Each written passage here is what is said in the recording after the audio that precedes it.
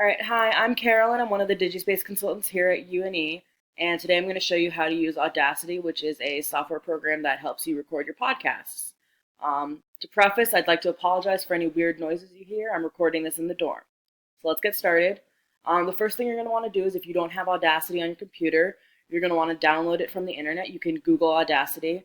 It will download on pretty much any computer except for Chromebooks. If you have a Chromebook and you need to use Audacity, you can come to the DigiSpace during our hours and we can lend you one of our laptops that will have Audacity on. Alright, so once you've downloaded Audacity from the internet and you've opened it, there's a couple buttons you need to be familiar with before you can start recording your podcast. So in this yellow circle, this red circle is what you're going to press to start recording your podcast. When you're done recording, you're going to need to press this button that's like a yellow square, and that'll stop recording. And then when you want to go back and listen to what you've already recorded, this green arrow will play from whatever point you have. You can select it. I'll show you that in a little bit. And then the blue pause button will pause part of if you don't want to listen to the whole podcast. Like, let's say you have like a really long podcast and you don't want to listen to the whole thing, you can just select different parts and you can pause it. So the first thing you're going to need to do is record your podcast. So I'm going to record like a sample sentence. So I click start. My name is Carolyn Schultz. I am a junior here at UNE and my major is animal behavior. Alright, so now I have some sample audio. And if what you recorded, if you hate it and you want to start over, you can press this X button to delete the whole track.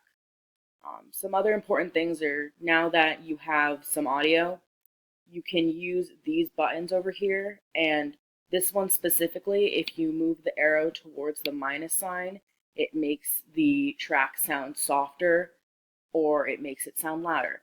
And this comes in handy when you're going to want to add music to something. If you wanted to have some background music depending on what you're talking about, then you can make the music softer than your voice so you don't get overpowered. So one of the main things we want to work on here is that you can add different music to your audio, to your podcasts. So the first thing you're going to want to do is I'm going to minimize Audacity. And I'm going to go to Google, and I'm going to Google the UNE ePortfolio site. And once you're there, you're going to go under the tutorials menu. And you're going to find audio sources and podcasts. And you're going to click that. Now, in this paragraph that starts with the CC, this is about our Creative Commons. So it offers material that the public can use without having to pay for the music.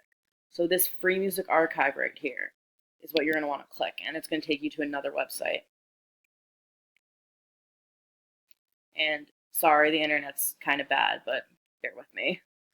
So once you're here, pretty much you can get different music here, and I've noticed you can't really get popular like current music, but if you just needed something like some background music, so I often want to use like something that's instrumental or classical, you can browse by genre just by scrolling down and clicking the title.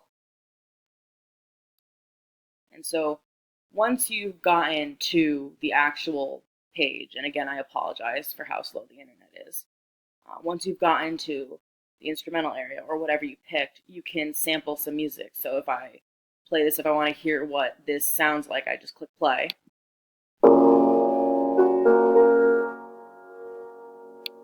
And if I like that, then the next thing you're going to want to do is you're going to want to download it using this arrow over here. Now that it's been downloaded into my iTunes, what I'm going to do next is I'm going to go back to Audacity, but I'm simultaneously going to open up iTunes. And the easiest way to do this is, it says today I've downloaded this, is to simply drag and drop it onto Audacity. So you're going to need to kind of be able to see both screens. And so now that I can minimize that, so now you see that the instrumental music that I downloaded is in as a second track. Now you can see that it's way longer than what I recorded before. And that's totally fine because we can clip that. So since it looks like mine's about here, I'm going to want to select everything past on this track. And I'm going to want to highlight it. And I'm going to want to delete it. And so it might not look like you deleted the right stuff. You might have to scroll around with this bottom bar to find it again. So because I definitely don't want my music to be too loud and too overpowering to my voice, you can see it's very loud. I'm going to want to make the whole track for the classical music or the instrumental music quiet. So the next thing I'm going to show you is how to either make it sound like it's fading in or out on Audacity. So if I wanted to not have the music start so abruptly, I can select this track and I can put in an effect, and we have fade in and fade out. So you're going to want to add a fade in, and so that'll fade in, and you can also add fade out. And so that changes your track so that it adds a little time, but it also makes it sound nicer so you don't just get suddenly music while you're talking. All right, so that's all I have for you today. And if you have any issues with this, because we understand that Audacity is a pretty confusing program to use. It's got a lot of buttons. There's a lot of different things that you can do with it to make your podcast sound better. So if you have any questions or you have any problems, feel free to stop by the DigiSpace, and we'll try and help you the best we can. Thanks. Bye.